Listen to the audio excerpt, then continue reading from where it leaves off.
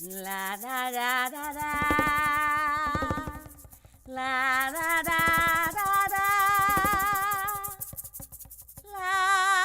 la ya da da,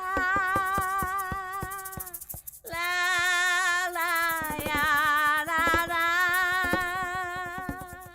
la ya da ya da da, la ya da ya la ya, la ya da ya la ya la ya la ya la ya, na na la na na, na na na na na, la la la na na, la la ya na na, la ya la ya la la la, la la ya la la la la la, la la ya la ya la la ya la ya la ya la ya, la la ya la la la la ya la ya la ya la ya, la la ya la ya la. Tinha um corredor, a cozinha era grande, tinha o fogão a lenha, que durante muito tempo tinha que se cozinhar a lenha, porque a comida ficava mais saborosa. Aí tinha a despensa, um quarto de empregado e um quarto de costura lá atrás.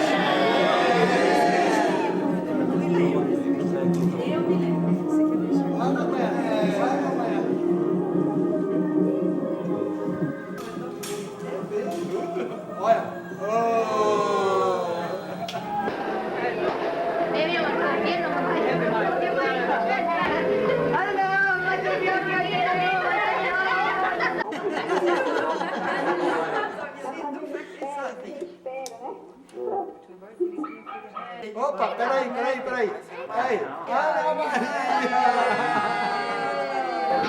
Eu queria fazer um brindis com a coxa do peru aos donos da casa.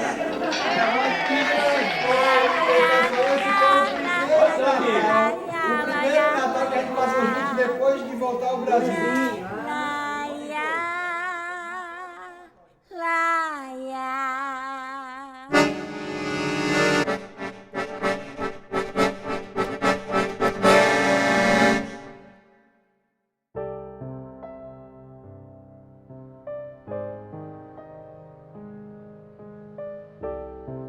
Voltei ao Recife depois de uma longa viagem. Foram 16 anos sem te ver, escrevendo-te raras vezes pelas circunstâncias em que eu e os meninos nos encontrávamos. Às vezes, a saudade era tão grande que doía como um mal físico.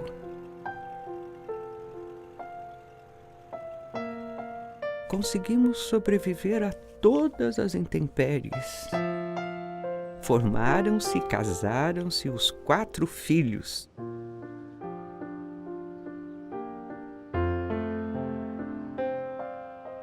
A família cresceu.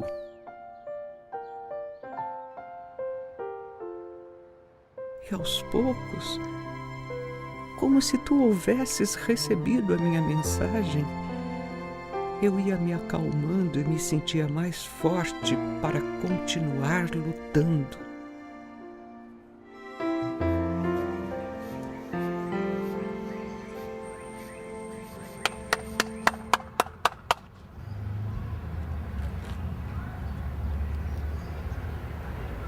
A casa tem muita coisa preservada.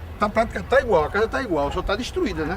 Pelo tempo, mas a estrutura, tudo tá mesmo. 1 hectare de terreno, tinha tudo quanto era fruta, só de jambo, tinha jambo branco, jambo vermelho, jambo do Pará, vários tipos de manga, manga rosa, manga mesquita, como é manga, aquela pequenininha, manga ouro, ouro. E manga espada. A gente subia nos pés de manga para tomar, chupava manga, depois passava na cara assim, porque, não sei por que dizia que era bom, ficava tudo preguento, lembra? Ali naquele canto tinha um pé de manga espada muito grande.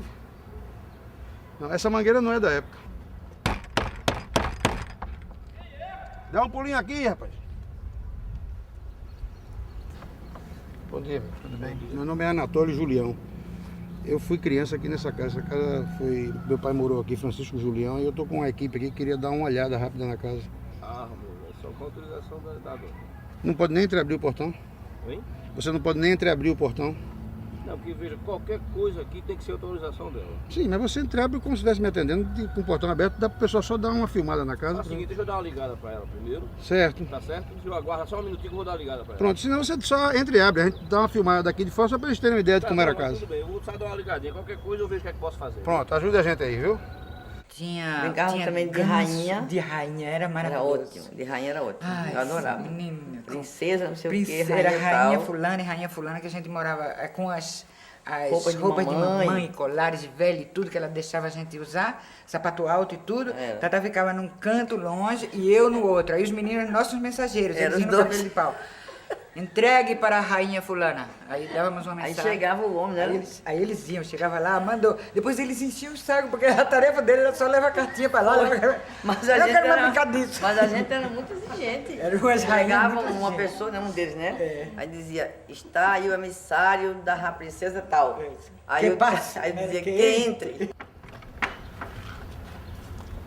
Nossa, E aí? cara, desculpa a demora, mas acho que pelo menos... É, pra dar uma assim, olhada fora rápida pode aí. ir. Né? Pronto. Papai sempre gostou muito de casas estilo colonial, ele dizia assim, né? Então eram casas grandes, tão grandes que era a sala de jantar com uma grande mesa redonda, onde ele queria que todo mundo não tivesse a cabeceira da mesa, nem nada disso. Todo Era mais mundo sentado, democrático, era democrática, mesa sabe? Então redonda mesmo. ninguém não tem o lugar do amo e senhor da casa, né? Mas sem querer tinha o lugar dele, né? Ele sempre sentava naquele lugar. Que lugar dele. Era.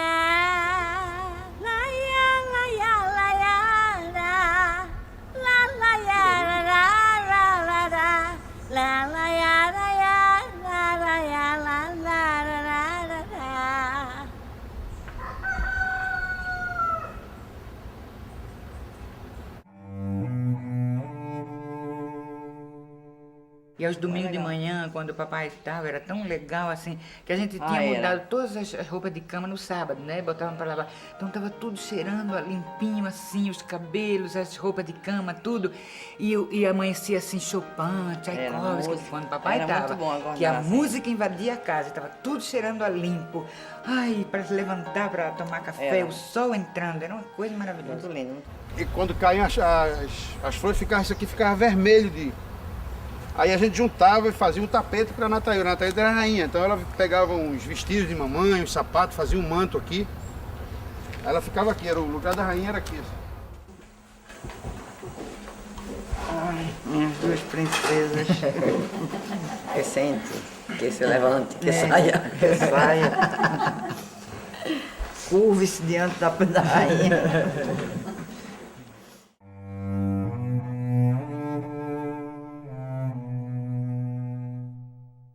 Ela se arrumava aqui, saía. Mamãe era uma mulher muito bonita e muito desejada por tudo quanto era homem. Ficava todo mundo louco.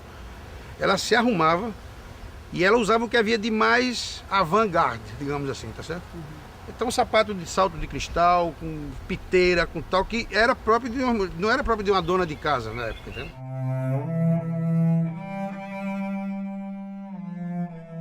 Para minha maior alegria, ela queria chegasse no meu colégio.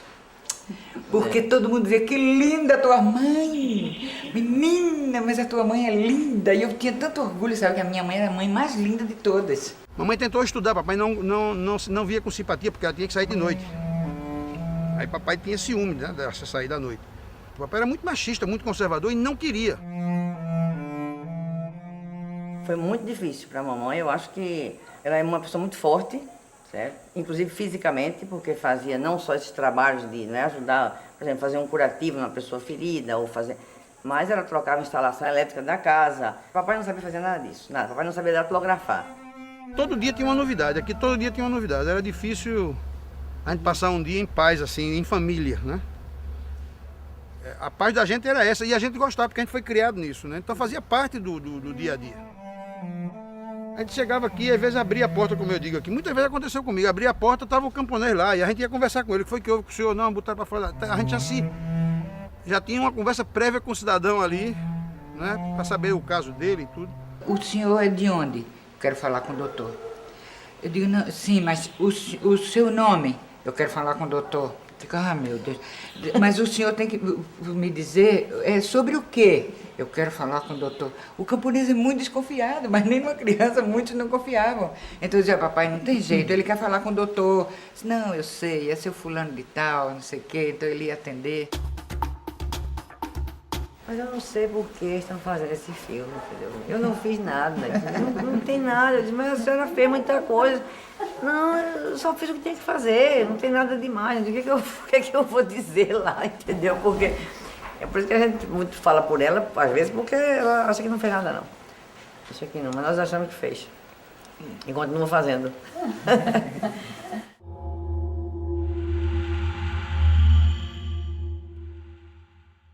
Em 62, eu passei a militar nas Ligas Camponesas e lá conheci a Alexina. Foi uma surpresa incrível, porque eu queria muito conhecer a mulher de Julião.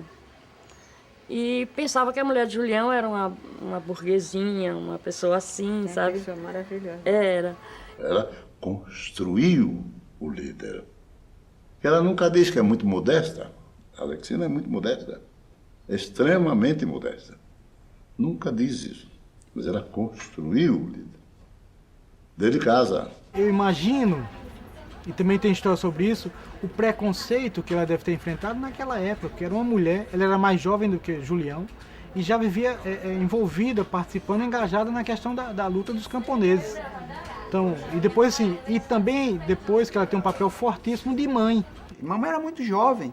Eu recordo que o Partido Comunista estava na ilegalidade nos anos 50 e ela já participava de reuniões e nos conta que quando um companheiro fazia um discurso veemente, bem baixinho, e as pessoas vibravam, aí faziam assim. Era muito capaz. Ela teve os documentos do Partido Comunista na casa de Francisco Julião durante 5 anos. Julião nunca soube disso. Poxa vida, como é diferente da Alexina que eu pensava que era. E quando a via assim no meio dos camponeses, das camponesas, e organizando a luta do campo, aí foi que eu vi e passei a admirá-la muito mais.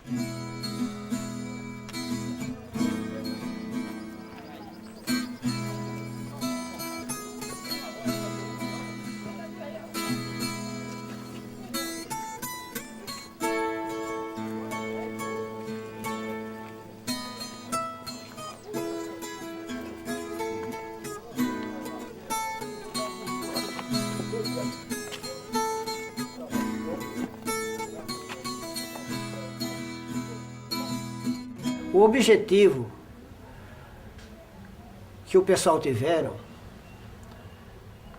de formar a sociedade agrícola foi por causa da miséria, da fome, do analfabetismo, do engano do lápis, do pulo da vara, do cambão, que era 3 dias de condição de graça para o patrão,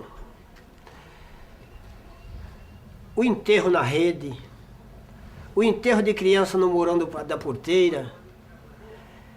E esses fatores ajuntaram e obrigaram os camponeses a se unirem para formar essa sociedade.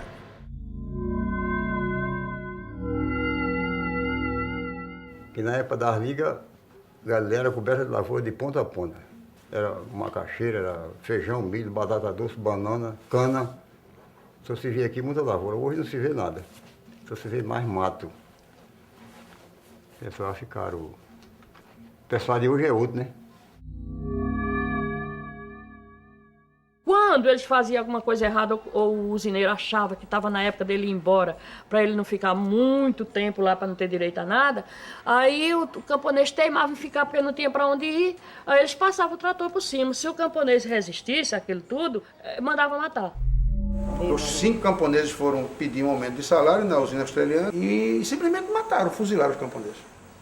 A mamãe, quantas e quantas vezes não recebeu lá gente ferida para fazer tratamento, alguns ferimentos graves, né? No caso do camarada que chegou, o papai disse, mamãe, Alexina, veja aí que esse camarada tem um negócio na cabeça aí, não sei o que, o camarada com chapéu de palha, quando tirou, estava com a cabeça aberta de uma foiçada que tinha dado nele e a massa encefálica aparecendo, pulsando assim.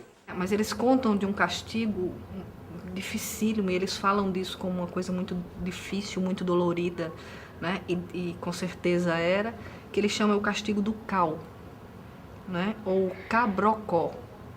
né, que a pessoa era obrigada a ficar dentro de um tonel com cal, né? Então o cal ia comendo, né, a pele.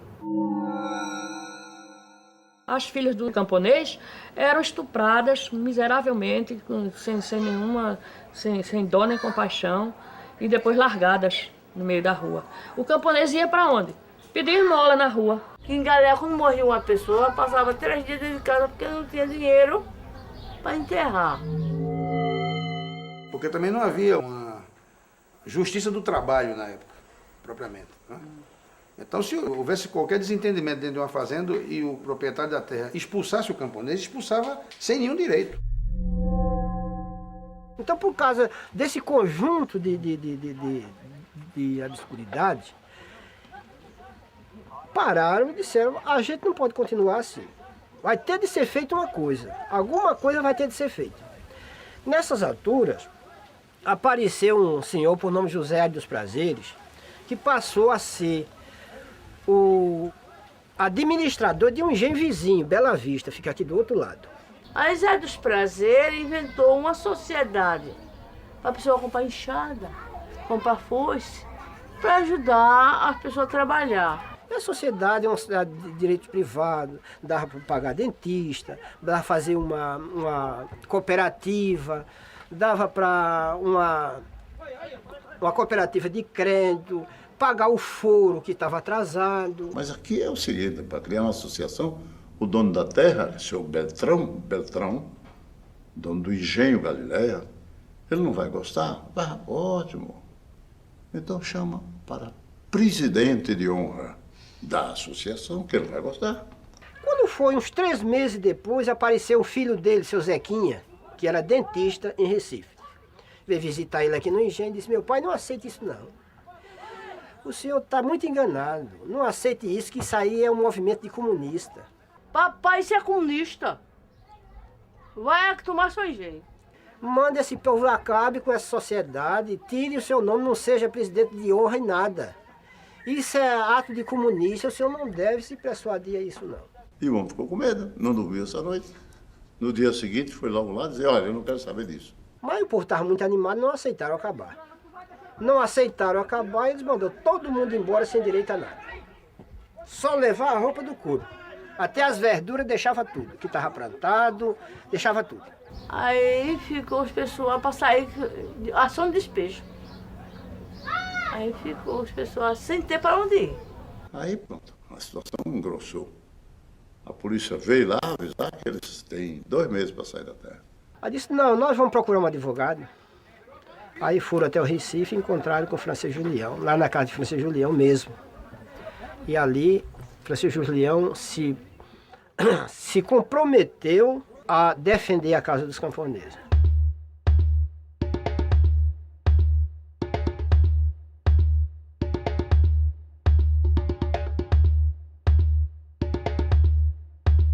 Demorou um pouco, mas também a luta de 55 para 59 foi meio pesada. Foi dura, com ameaça de senhor de engenho, com capanga, com a polícia e tudo mais. Mas a gente conseguiu bater essa muralha e chegar no final, né? Então, o que aconteceu é que eu acho que o Julião, pela força da sua inovação, da sua liderança em 55, porque de 55 a 59 ele está plantando o movimento, ele planta e ele coloca, de certa maneira, o bastão com o Nordeste. Quando foi em 59, ele botou um projeto de desapropriação na Assembleia, que a gente já tinha pedido a causa na Justiça. O juiz deu ganho de causa ao proprietário e o pessoal tinha que sair daqui imediatamente. Aí o doutor Chico foi ao Palácio do Governo e disse, olha, doutor, o governador Cito Sampaio, e disse, se o senhor não desapropriar a Galileia, o senhor vai pegar lá em Galileia um bocado de defunto, porque eu vou para lá e não vou deixar o pessoal ser despejado de lá assim.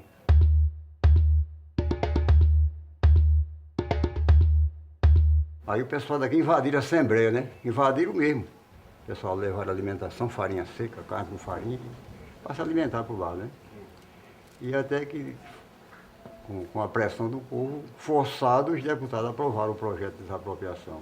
O Cid Sampaio desapropria a Galileia e sai um editorial no jornal Estado de São Paulo, que, digamos, é um órgão da UDN, naquele momento representativo da UDN, importante, e ele diz: senhor Cid Sampaio, este editorial de senhor Cid Sampaio não sabe o que ele está detonando. Hoje eles invadem as fazendas, amanhã invadirão os nossos quintais, etc. E assim foi se gerando a sociedade, né? Então, o doutor Chico, quando botaram esse nome de Ligas Camponesas, ele também só falava na Liga também, né? Já que já botaram o nome de Ligas Camponesas, então foi o que ficou.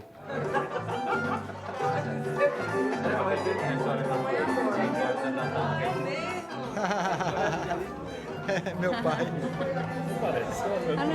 O pessoal diz que parece muito comigo, sabe? Tem mais foto aí, Dani?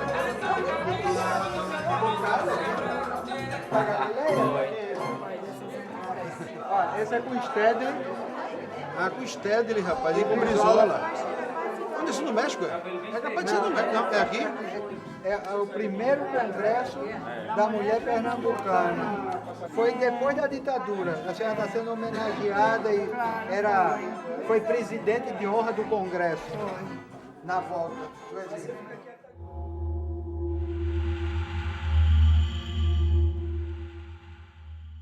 Quando os camponeses descobriram Julião como advogado e como político e começaram a realmente chegar lá em casa, a gente não tinha noção da coisa. Então era comum aqui a gente abrir a porta de casa e ter aqui dezenas de camponeses sentados aqui nesse terraço, às vezes espalhados aqui, né, no quintal mesmo, esperando para falar com o doutor Julião. A porta do escritório dele era essa aqui. Mamãe aproveitava aqui essa luz para datilografar as petições. Então aqui ela batia numa velocidade, ela alternava a cozinha com a datilografia, era numa velocidade impressionante. Né? E naquela época aquelas Remington antigas com 4, 5 cópias, papel carbono, era uma metralhadora, porque ela tinha que fazer e tinha que estar ligada nas tarefas domésticas. Não era monótona, né? Não era uma vida monótona. O Brasil é meu lar, foi lá que eu nasci, foi aonde eu aprendi ler, escrever e contar. O Brasil é meu lar, foi lá que eu nasci, foi aonde eu aprendi ler, escrever e contar. Eu vim parabenizar o engenho da Galileia, tirado da minha ideia e há um pouquinho eu falar. Eu quero tirar da ideia, falar na Revolução e de Francisco Julião, e que ajudou nesse lugar. É pro Julião, que ele era advogado e também um deputado e ajudou na hora H. Ele era advogado e fala a verdade no mito, mas foi em 55 começou nesse lugar. Não lascou, mas deu um tempo, acredito, amigo amado, trabalhador alugado, trabalhava pra penar. Trabalhava no roçado e eu sei que ele é bacana e que ele cortava cana pro engenho do lugar. Foi a primeira da reforma agrária de terra, foi essa aqui, da Galileia. No Brasil inteiro, né? Teve até um deputado na Assembleia, na hora da votação do projeto de desaproprio da Galileia. Eu vi quando ele disse, eu estava lá e vi quando ele disse: se a gente aprovar esse projeto de desapropriação de Galileia, nós vamos criar muitas Galileias em Pernambuco. Porque se o Estado liberou para desapropriar isso aqui, ia liberar para desapropriar outras Galileias por fora, né? O fato sobretudo depois da desapropriação do Galileia, né? Você tem a primeira experiência de reforma agrária, né? Num país que você não tinha nenhum antecedente como esse, né? Então, o governo do Recife acaba desapropriando a terra, né? A partir da luta dos galileus. Então, a Galileia é muito mais do que a Liga Mãe, né? A primeira dessa etapa. Né? A Galileia é um símbolo da esperança que alimentou aqueles camponeses. E assim apareceu a Galileia. Chegou um momento que se viu que a Galileia não podia continuar sendo isolada. Tem que se criar outras Galileias. E o homem é José dos Prazeres, com a bruta experiência, e criou logo engenho Surubi, engenho não sei o que, e começou a crescer.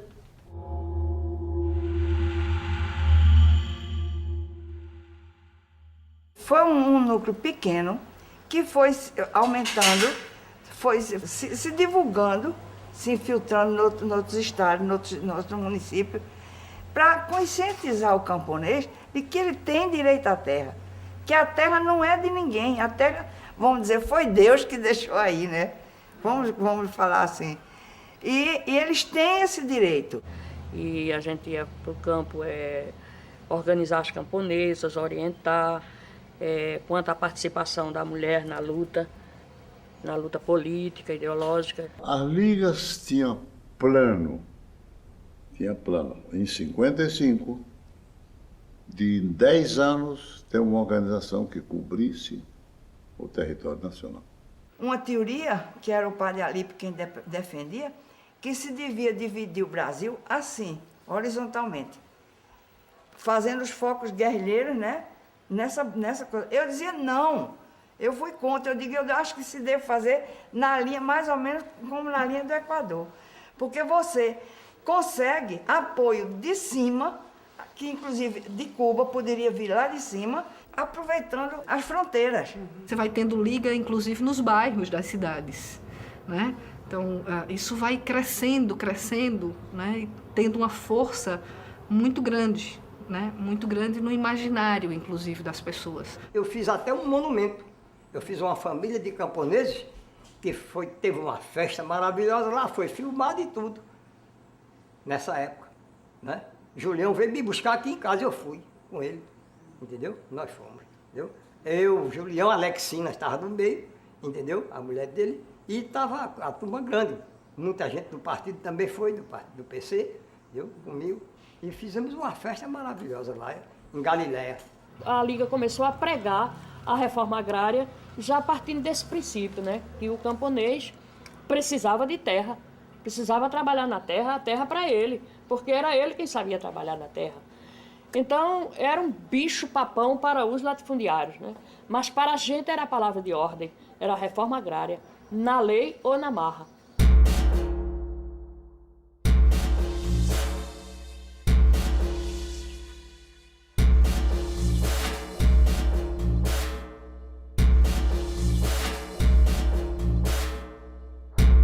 O debate nos jornais era diário. Você tem 5, 6, 10 notícias no jornal, porque essa também era uma estratégia das ligas, né, que contou com o apoio dos jornalistas, né, que era denunciar os casos de expulsão, os casos de violência. Qualquer questão camponesa saía na página policial. Então Julião foi quem trouxe a luta camponesa para a página de política e depois para a página internacional, que aqui via correspondentes da Time, do New York Times, tal, que vieram cobrir. E a preocupação foi tal que o John Kennedy, o presidente dos Estados Unidos, pediu ao irmão dele, pediu, sei lá, que era o ministro da Justiça nos Estados Unidos, que ele fizesse uma visita a Pernambuco, e especificamente a Galiléia, para saber o que existia realmente de verdade em toda aquela história da preparação de uma revolução armada no Brasil. Não é que eles fossem fazer a revolução naquele momento, mas no momento em que se inicia a luta pela terra, ela já entra com um potencial de contestação fortíssimo, sem igual em relação aos outros movimentos de reivindicação. Olha, isso aqui exatamente é uma família de camponeses, né? É exatamente dentro dessa linha dos sem terra. Aqui ainda vai ter, entendeu? Umas cabeças caminhando, feito uma passeata aqui, e aqui vai ter umas legendas, entendeu? Reforma agrária já. Vou botar aqui uma faixa bem grande. Isso que nós vemos hoje com o MST começou lá. Quer dizer, nós vamos invadir os engenhos abandonados, os engenhos decadentes, as terras improdutivas, porque elas são ilegítimas.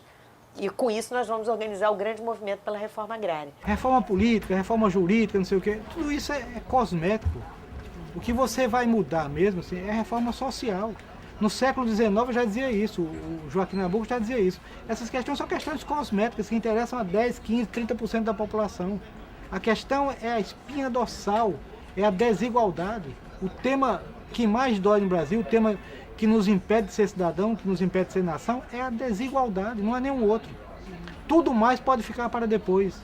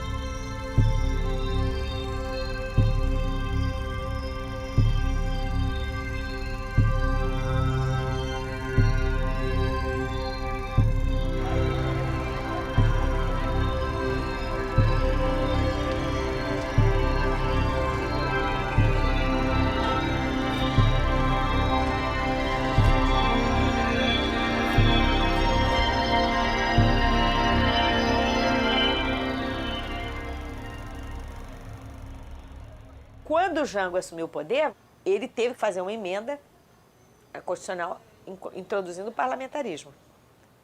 Isto é, tirando o poder do próprio Jango e passando para um primeiro-ministro, que o primeiro até foi o Tancredo Neves. Ora, essa perda de poder levou o Jango a passar o seu mandato todo tentando recuperar.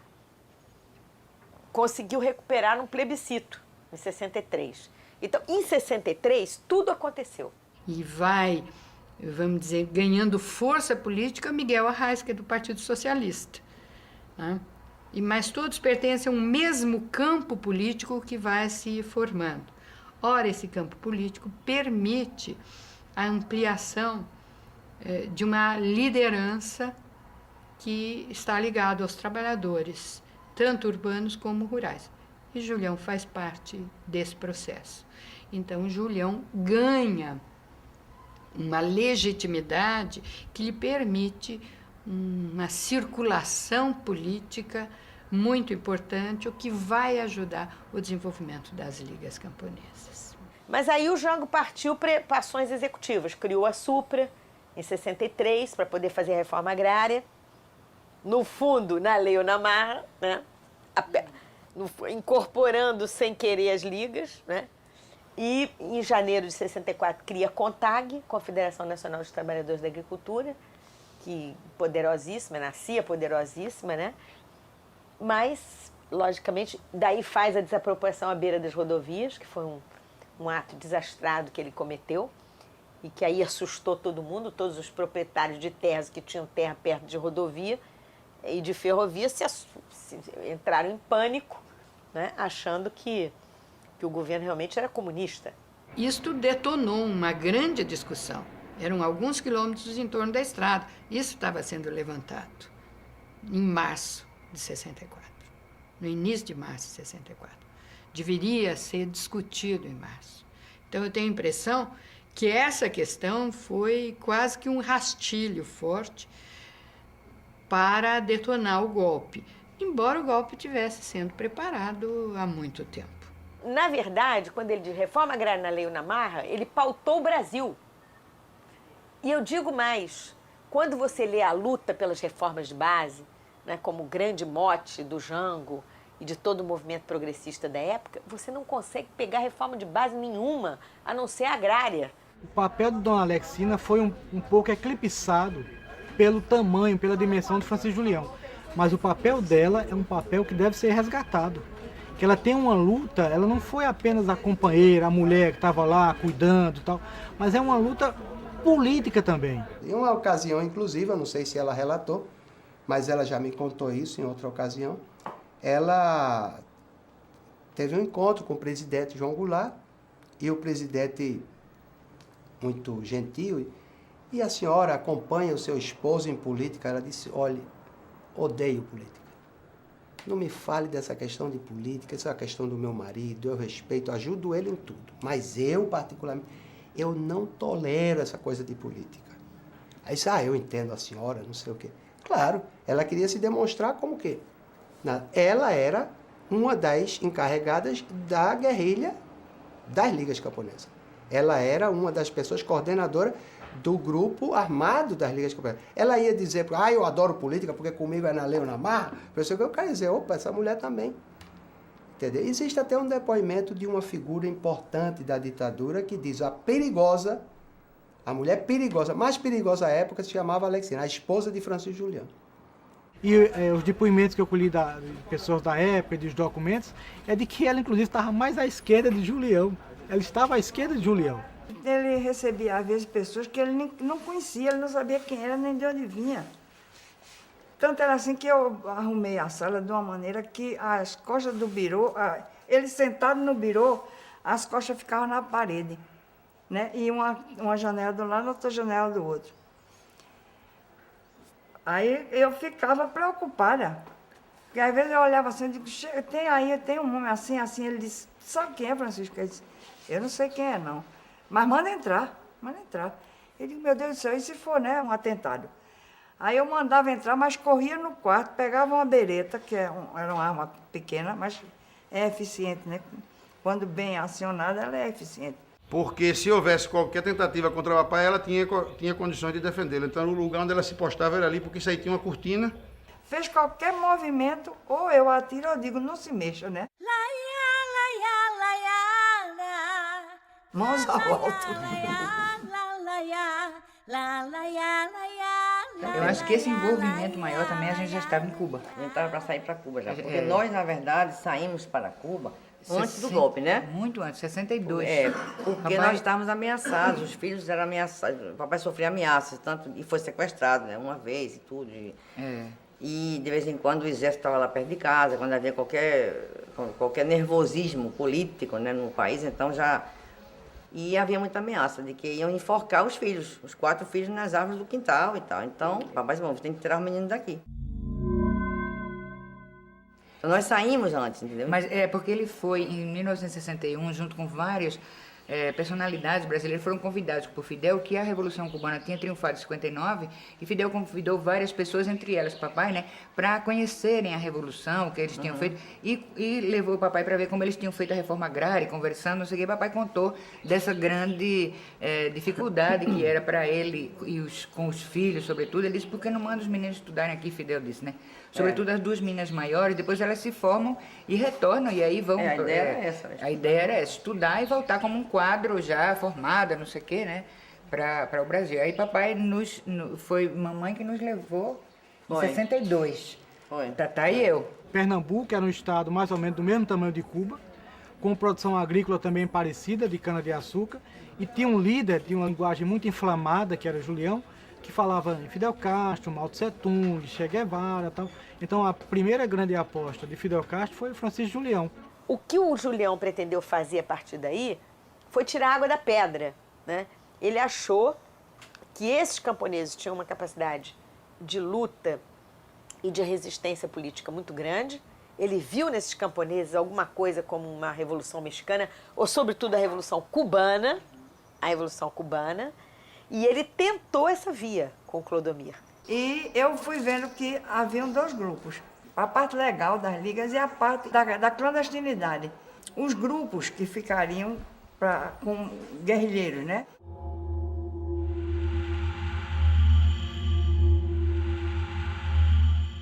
E eu sigo acreditando, até hoje eu sigo acreditando, eu vou morrer acreditando nisso.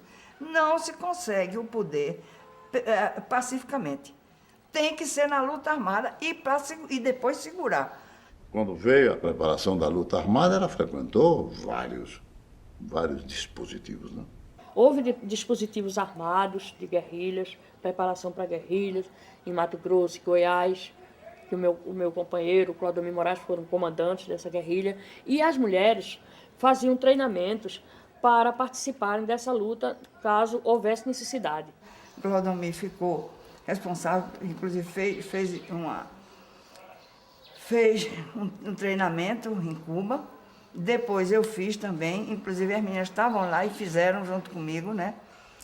Eu fiz uma parte mais avançada, que foi de... Comunicação de arte. Comunicação, né? Através de código. Mamãe fez o percurso indo a conversar com vários dirigentes do mundo. Mao Zedong, Zhou Enlai, Kim Il-sung, da Coreia, Fidel Castro, claro, com todo o pessoal lá de Cuba. E já ela foi com propostas de ajuda para a luta armada.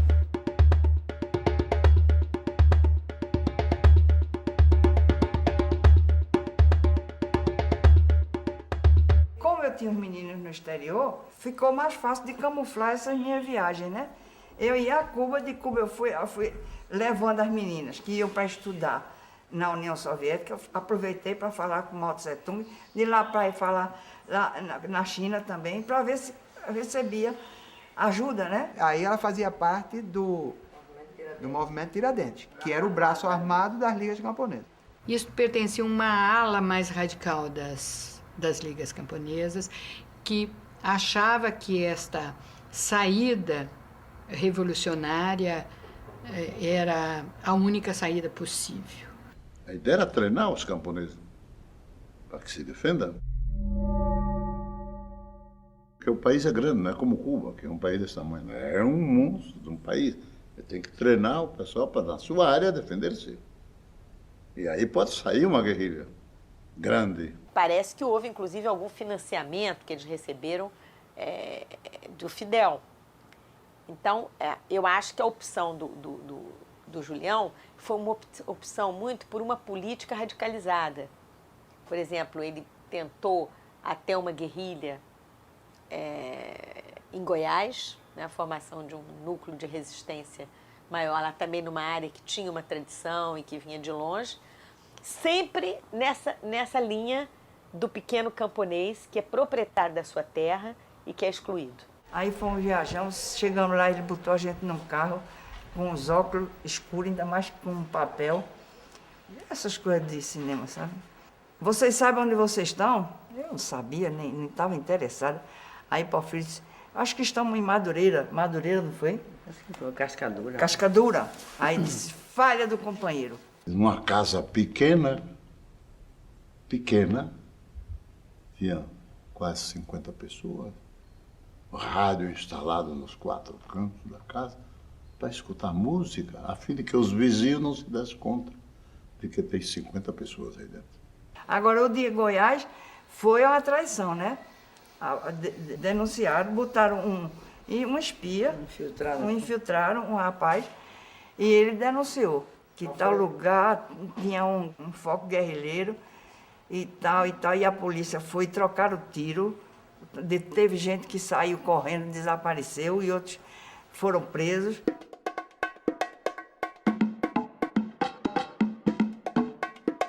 E as armas? Bem, as armas é um outro problema, porque as armas estavam escondidas em cada dispositivo. E para saber onde é que está, você tem que pegar o homem responsável pelas armas. E o homem responsável pelas armas é o mais difícil de ser encontrado. A polícia chegava lá em Galileia, revirando as pedras, revirando girimum, revirando tudo. Minha avó era velhinha, baixinha, aí disse, ô Maria, o que aqueles homens estão fazendo ali no teu girimum? Aí mamãe olhou, ficou calada, né? Era a polícia revirando tudo. Aí ela disse, subiu, desmanchando, os pessoas estavam trabalhando, quando via a polícia, revirando as pedras, fazia gastou de pedra junto, espalhava tudo, caçando arma. Quem tinha arma? Um bocado de arma a gente escondeu lá no Rio, numa finca, numa fazendona, numa granja. Estamos num papel desse que não é impermeável, num caixão, tudo isso, ficava um buraco de terrama, eu não sei nem onde é. E ficou lá. O Julião queria a luta armada e estava a par da luta armada. Agora ele pousava sempre de que ignora tudo isso. Sempre se preservou muito Francisco para ele ficar na parte legal. Seria para os discursos, para ser deputado, essa coisa toda, né? E esse outro grupo que iria organizar esses focos. O que faltava? Treinamento, faltava estrutura, o que faltava, né? Alguns acreditaram que não faltava nada, né? Sobretudo a direita achou que já era a revolução, né? E tinham medo. Então, o grande inimigo, o grande inimigo passou a ser visto o processo de mobilização e não as coisas específicas que estavam ali envolvidas, né? Existe uma mobilização crescente, e onde é que isso vai acabar? Na Paraíba dos anos 60, comecinho dos anos 60, por exemplo, né? 10 mil camponeses filiados a uma associação. Né? Isso é claro que mobilizava, alimentava expectativas, né? A expectativa de que era possível uma revolução, né? Para aqueles que sonhavam com a revolução, né? Isso era quase que a materialidade da revolução. Faltava só um pouquinho mais. É quando eu vi o golpe de 64, aí acabou de uma vez. É somente até aí.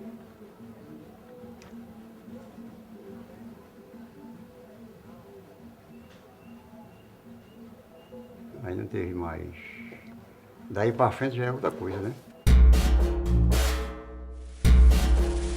Senhores deputados, quero deixar aqui o meu protesto contra esse Estado que se pretende criar no Brasil, que não é o Estado revolucionário, mas o Estado contra-revolucionário, de regresso, de retrocesso.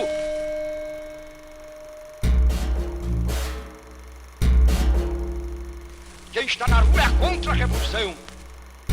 Aqueles que não querem nenhuma transformação, mas sim o status quo, a permanência de um Estado que é injusto, que é cruel, dos bancos, das fábricas, do comércio atacadista, daqueles que são os privilegiados da nação.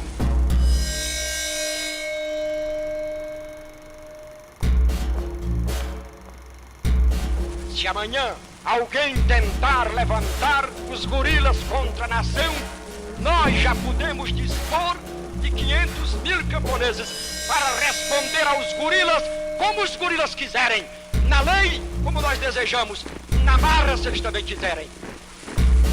E sabemos que no momento em que deflagrarem um golpe reacionário direitista contra o Brasil, haverá guerra civil.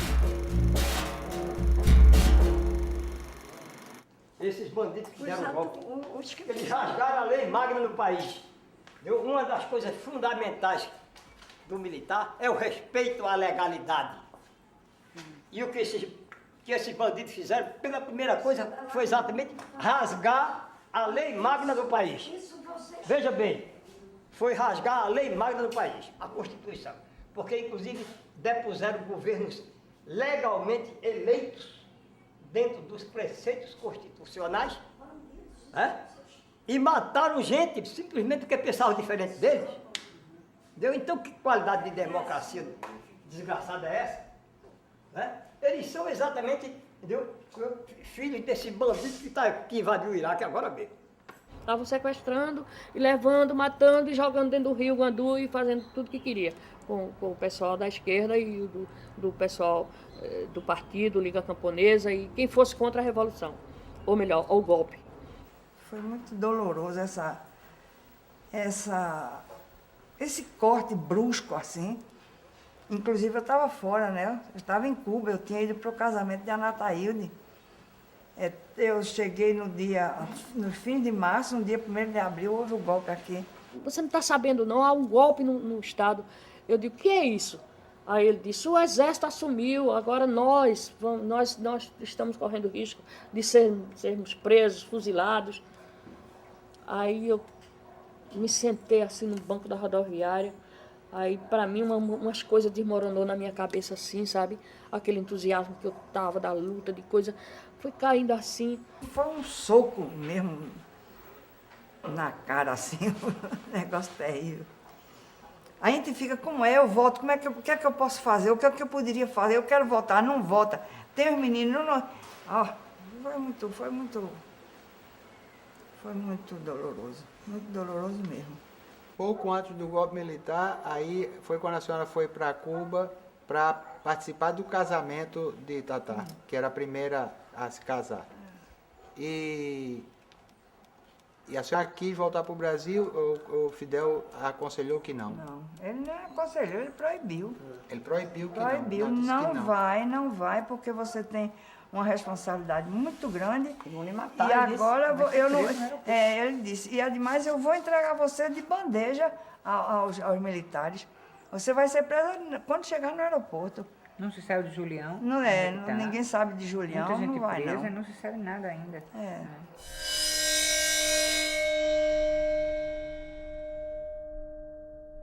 Ele foi caçado em 9 de abril, entrou na clandestinidade, foi morar no campo, passando-se por um pastor protestante e tentando organizar a luta de resistência. Foi preso em junho, depois saiu por habeas corpus e exilou-se no México. Eu fui preso, criatura. Passei um ano preso quase. Depois eu saí, quando me liberaram, eu saí e fui para São Paulo. Fui trabalhar em São Paulo. Tive o direito político suspenso, fui demitido pelo institucional, pintaram e bordaram comigo. Entendeu? Só não me caparam. Pronto. Nós tivemos no dia do golpe com a Raia, na noite do golpe estivemos com ele. Fomos lá. Quando chegamos, a Raia, e o que se faz? Qual é a situação? A situação é péssima, como é. O palácio lá em Brasília já está vazio. Como assim? Já era. A Raia, o Jango ninguém sabe onde está. E então, onde é que está a resistência? Os comandantes nacionalistas, não sei o que mais, etc. Porque a causa está perdida. E eu vou ficar aqui. Eu só saio à força.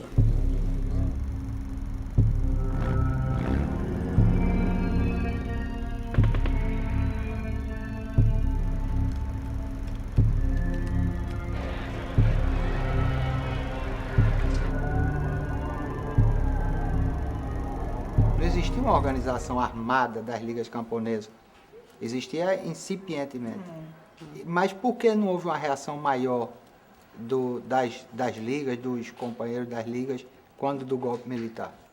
E eu não sei por que foi não. Ou porque foi muita gente presa, ou porque não tiveram suficientemente peito para enfrentar. Eu não sei dizer, de verdade eu não sei não. No dia que houve o golpe, a cidade de Vitória de Santo Antão foi, como é que diz, cercada e ocupada por 5.000 camponeses, que eram os 2 ou 3 mil de Serra e outros tantos, que chegaram na cidade, falaram com o delegado, que tinha 18 soldados, disse, olha, entrega as armas, nós não queremos brigar, entrega as armas. O tenente Veras, membro do partido,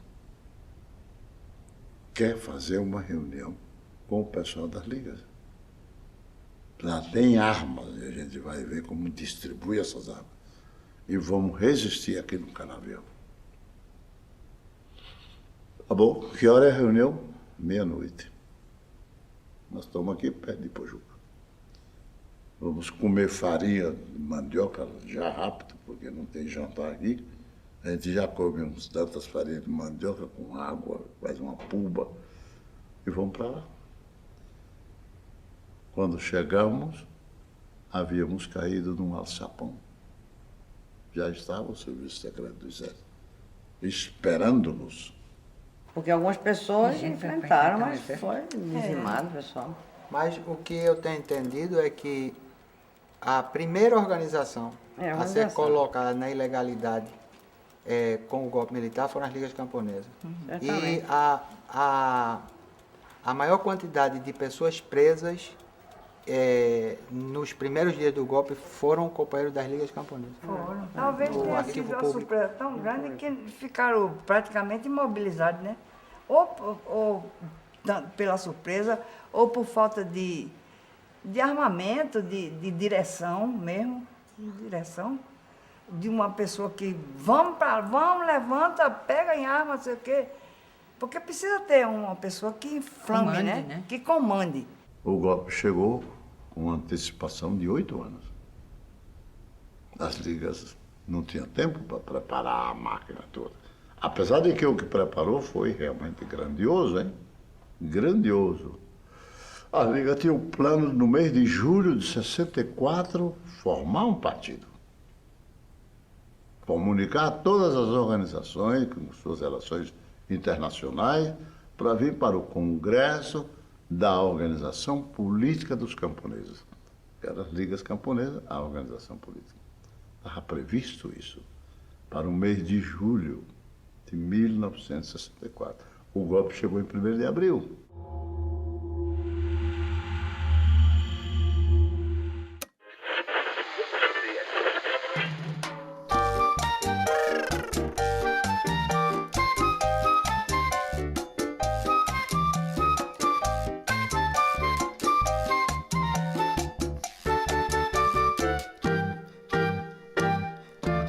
Son de mi Cuba, el bolero, el cha-cha-cha, cha-cha-cha, la conga, el mambo y el guaguancó.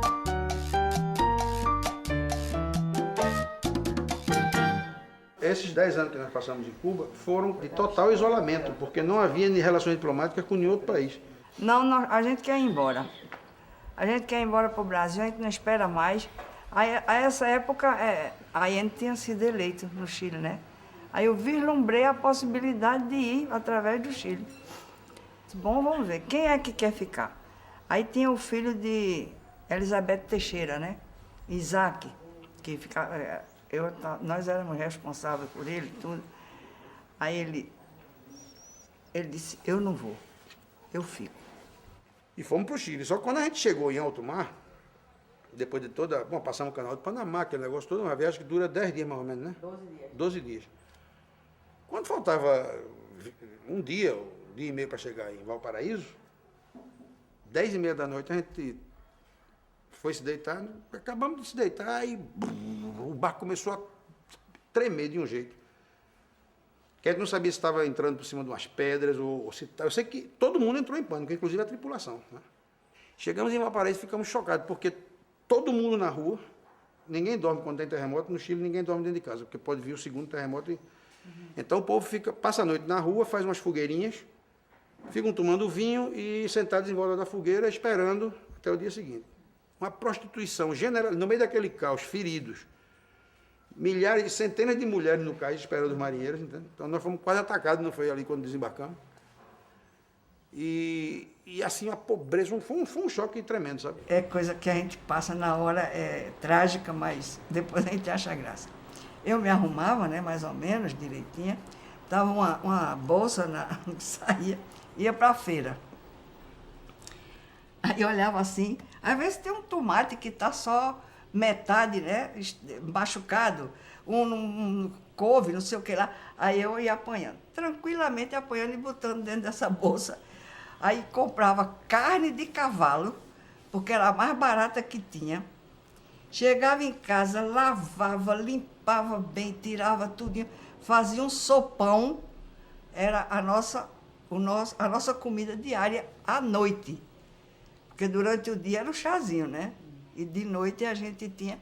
Aí dizia, mamãe, essa carne é tão dura. Eu digo, meu filho, é porque não é carne, é carne de segunda. Ele disse, é uma carne diferente. Eu digo, não, mas é carne de boi. Então, de boi é boa, tá? Isso aí tem proteína, é o que está valendo. Nessa parte do exílio no Chile, eu lembro algumas coisas que têm a ver diretamente com mamãe, que foram muito importantes para a gente. Ela percebeu que ia haver um golpe militar, que ia haver algum movimento. Ela falou, inclusive, de mudar para o Peru, não foi? Ela falou, exatamente, falou de mudar antes que viesse o golpe. E a gente decidiu ficar. E a alternativa para ficar, pelo menos na minha cabeça, era você se preparar para o golpe. Era se preparar, era se armar para defender o governo que constitucionalmente eleito. Aí mamãe, num momento determinado, ela foi e alugou um quartinho, uma casinha que era apenas uma salinha. Era um anexo de uma casa, na verdade. Exatamente, que era um anexo de uma casa. E na frente da casa havia uma porta, mas havia só um número, que era o número da casa, como um todo. E mamãe achou que ela deveria alugar aquele local e ter aquilo como uma reserva. Um local, digamos assim, um aparelho estratégico, aonde nós iríamos visitá-la, mas que nós não levássemos ninguém. Ninguém podia saber. Ninguém podia saber que ela morava ali. E, na verdade, esse local salvou a gente.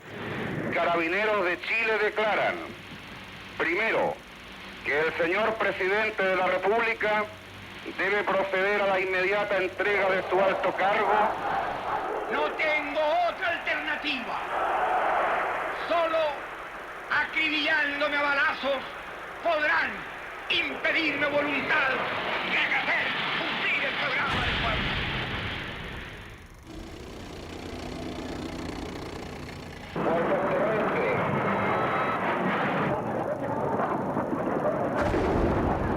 Que las Fuerzas Armadas y el Cuerpo de Carabineros de Chile están unidos para iniciar la histórica y responsable misión de luchar por la liberación de la patria del yugo marxista y la restauración del orden y de la institucionalidad. Firmado Augusto Pinochet Ugarte.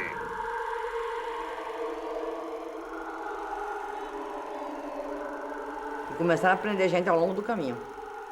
Pisavam por cima, batiam nas pessoas. E aí eu digo, bom, agora acho que está perdido aqui tudo realmente no estádio. A gente estava sabendo já que matavam as pessoas mesmo e que torturavam-se tudo. Depois de alguns dias, eles bom, o embaixador está aí, a gente vai liberar e tal. E esse embaixador salvou muita gente. Aí depois foi ir para a Suécia e vem aí o terceiro exílio, né?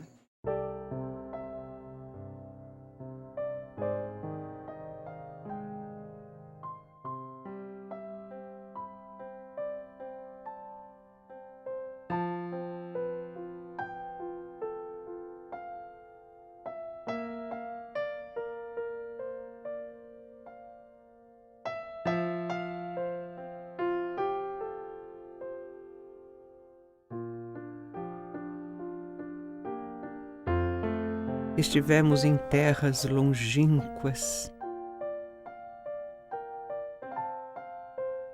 umas cheias de sol, calor, muita música, outras frias, geladas, cinzentas.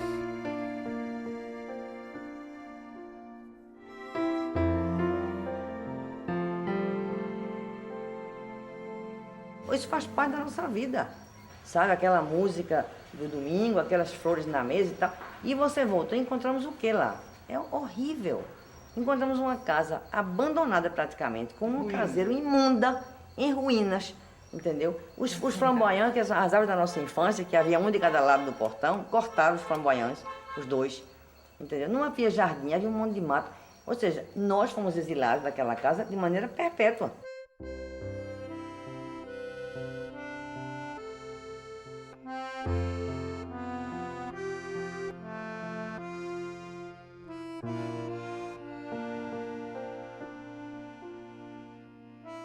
Voltamos à nossa cidade como se fôssemos estranhos.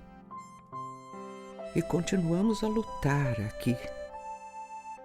Desempregados e com o estigma de ex-exilados tatuado na testa e a pesada cruz de um sobrenome às costas, quase ninguém se dispunha a nos ajudar.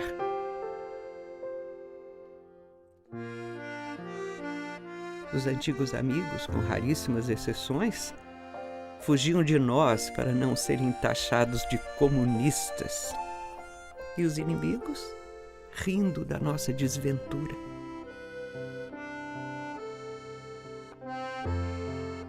A casa da Rua Cruz Macedo, 99, praticamente destruída. e faço de conta que esta é mais uma etapa desta longa viagem.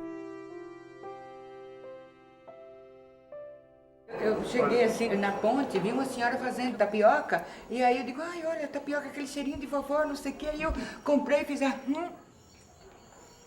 E eu chorava, e a tapioca nem ia, nem saía, nem voltava, e eu chorava, e o pessoal olhava pra mim, porque essa senhora com essa tapioca aqui na mão, chorando. Dentro de uma manga rosa, na casa da Anatólia, porque era o sabor da minha infância, da vovó, era tanta coisa que chegou com aquela tapioca, sabe? Claro. Então, O meu foi uma manga rosa, na casa de Tulito, lá na Várzea. Sentei no chão, descalço, com aquela manga. Quando eu mordi aquela manga assim, minhas lágrimas caíram assim. Não, meu de emoção, o meu chupar negócio, aquela sabe qual manga. foi? O meu negócio foi o pé de coco. Eu cheguei no aeroporto numa boa, todo mundo lá, que beleza, eu, não é nada de emoção, assim, cheguei, pronto, tô aqui de volta. Aí pegamos o carro, quando o carro entrou na Avenida Boa Viagem, que eu vi o primeiro pé de coco, pronto, aí a desabou. Eu voltei.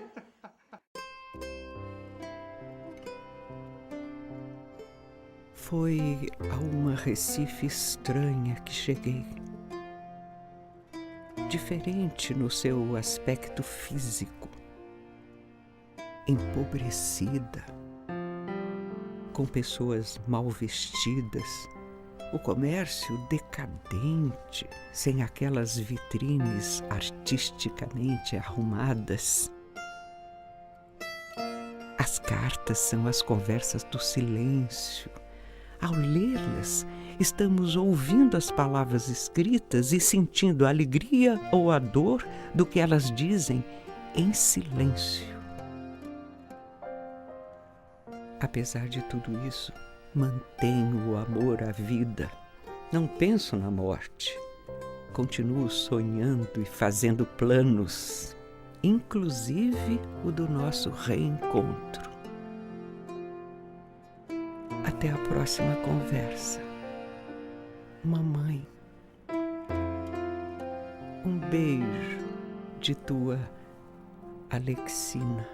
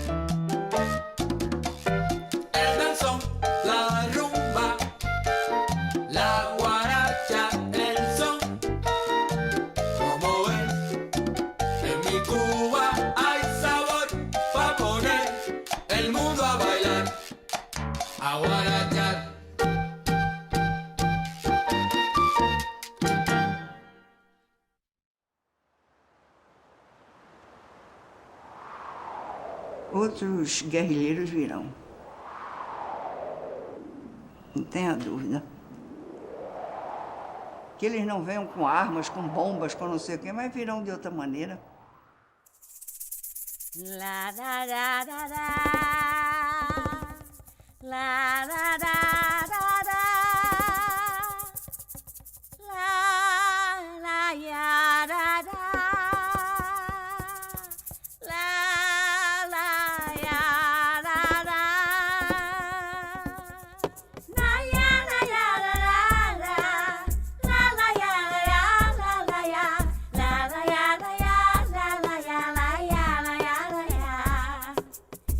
La la la